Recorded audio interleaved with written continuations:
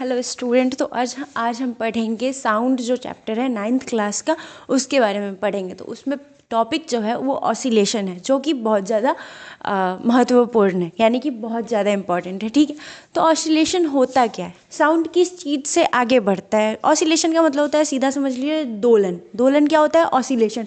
किसी भी चीज़ का यहाँ से यहाँ जाना और फिर यहाँ से यहाँ आना, यही है दोलन। यानी कि हम किसी भी चीज़ को नचाते रहते हैं और ऐसे ऐसे डोलता है ना, उसी को हम दोलन कहते हैं, ऑसिलेशन। ठीक है, ऑसिलेशन होता क्या है ये देखते हैं। तो हमने पिछली क्लास में पढ़ी थी, 8th क्लास में ऑसिलेशन है, तो उसमें हमने पढ़ा होगा, आपने पढ़ा होगा, जब कोई बॉडी एक ही पॉइंट के आगे पीछे वाइब्रेट करती है तो वह गति दोलन कहलाती है। यानी कि जब कोई बॉडी, यानी कि वस्तु, पिंड, कुछ भी एक ही पॉइंट से, मतलब यहाँ पे पॉइंट है, इस जगह से ऐसे जा रही है, ऐसे जा रही है, ऐसे जा रही है, ऐसे जा रही है, तो ये जो हो गया, ये हमारा ऑसिलेशन है, यानी कि दोलन है। ठीक है, वाइब्रेट हो रही है तो उसे हम दोलन कहते हैं। ठीक है, अब साउंड में हमको साउंड क्या होता है? साउंड क्या है कि साउंड एक मीडियम खोजता है, जो कि मीडियम होता है। अगर हम बोल रहे हैं तो आपके पास आवाज़ पहुंच रही है, तो कैसे पहुंच रही है? मीडियम के थ्रू। हमारा आवाज़ आपकी तरफ कैसे जा रहा है? एक एक करके, यहाँ से दूसरे मीडियम के पास, दूसरे मीडियम से तीसरे, ऐसे ऐसे करते करते आपके तक पहुंचने के लिए वो अलग अलग मीडियम का सहारा लेता है। ठीक है, हेल्प लेता है। तो होता क्या है, the change in density from one maximum value to the minimum value and again to the maximum value makes one complete oscillation. Complete oscillation कैसे बनाता है? वो जो चेंज इन डेंसिटी होता है, डेंसिटी क्या होता है? घनत्व, यानी कि कितना वो चीज़ घना है, ठीक है, कितना मोटा है, ये होता है डेंसिटी। तो density from one maximum point, maximum value क्या होता है? मैक्सिमम यानी कि इससे ज़्यादा नहीं हो सकता है, और मिनिमम यानी कि इससे कम नहीं हो सकता है। Again the maximum value makes one complete oscillation, यानी कि मैक्सिमम वैल्यू इसका यहाँ तक ये जा सकता है, फिर यहाँ तक आ सकता है, यानी मैक्सिमम वैल्यू, मैक्सिमम पॉइंट ये है, मिनिमम पॉइंट ये है, यहाँ से गया और फिर आया, इसी को हम वन ऑसिलेशन करते हैं, वन दोलन कहते हैं। कंप्लीट ऑसिलेशन यही होता है, यहाँ से यहाँ जाना और फिर यहाँ से यहाँ आ जाना, ये हो गया वन कंप्लीट ऑसिलेशन। ठीक है, अब ऑसिलेशन होता क्या है? ये साउंड जो है वो साउंड कैसे दूसरे तक पहुंचता है, यानी कि हम यहाँ से बोल रहे हैं और एक यहाँ से सुन रहा है, ठीक है, तो वो उसके जगह पे पहुंचेगा कैसे? तो उसमें जो माध्यम होता है, मीडियम, तो वो क्या है? एक होता है रेडिफेक्शन और एक होता है कंप्रेशन। ये जो मोटा मोटा दूर पे है ना, उसे हम रेडिफेक्शन कहते हैं, और जो छोटे छोटे कंप्रेशन, मतलब छोटे ही दूर में रहते हैं, उसे हम कंप्रेशन करते हैं।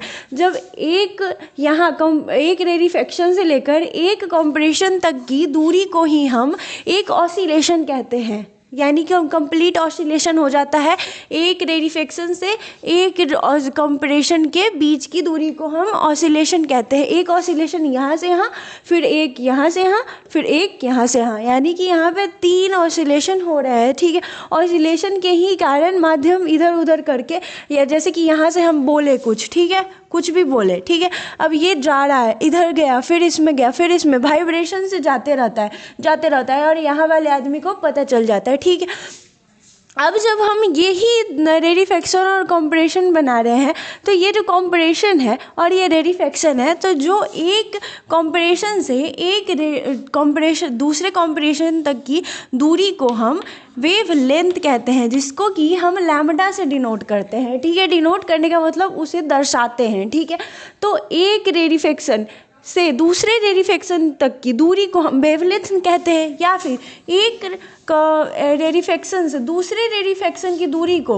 वेवलेंथ कहते हैं। ठीक है, या तो एक कंप्रेशन से दूसरे कंप्रेशन तक, या फिर एक रेडिफेक्शन से दूसरे रेडिफेक्शन तक हम वेवलेंथ ही कहते हैं। ठीक है, अब इस पे और सारे टॉपिक्स पढ़ लेते हैं क्या क्या है। ठीक है, टॉपिक्स नहीं है, ये एक्सप्लेनेशन है। ठीक है, तो होता क्या है? Sound travels in the form of longitudinal wave. Sound जो होता है वो लॉन्गिट्यूडनल वेव के फॉर्म में आगे बढ़ता है। ठीक है, लॉन्गिट्यूडनल वेव यही है, ये जो है हमारा कंप्रेशन और रेडिफेक्शन, ये होता है हमारा लॉन्गिट्यूडनल वेव, और एक होता है ऐसे ऐसे वाला जो कि पानी में होता है, वो होता है हमारा ट्रांसवर्स वेव जो कि पानी में होता है। और साउंड ट्रेवल करने के लिए हमें लॉन्गिट्यूडनल वेव का सहारा लेना पड़ता है, हेल्प लेना पड़ता है। It's form decided into two parts, compression and रेरिफिकेशन।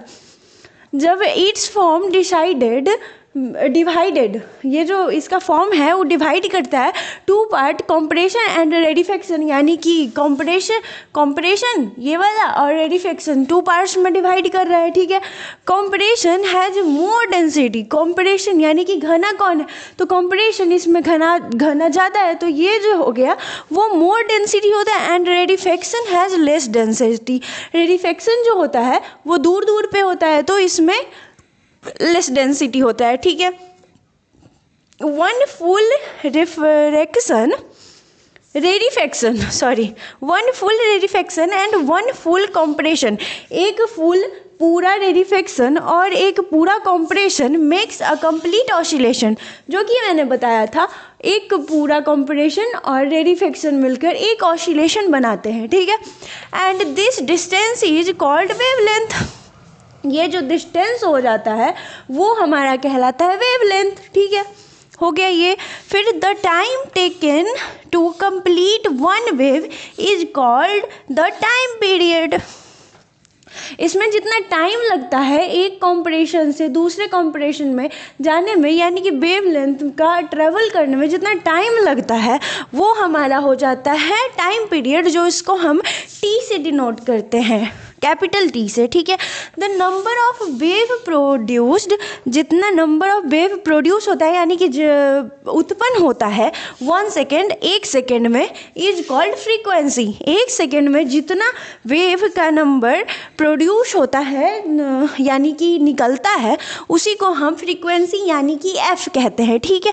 अब इसका जो v is equal to f lambda होता है, v यानी कि वो velocity is equal to frequency into wavelength, ठीक है। ये एक फॉर्मूला होता है। दूसरा होता है हमारा time period is equal to 1/f, यानी कि 1/फ्रीक्वेंसी, और f इज इक्वल टू होता है 1/टाइम पीरियड, ठीक है।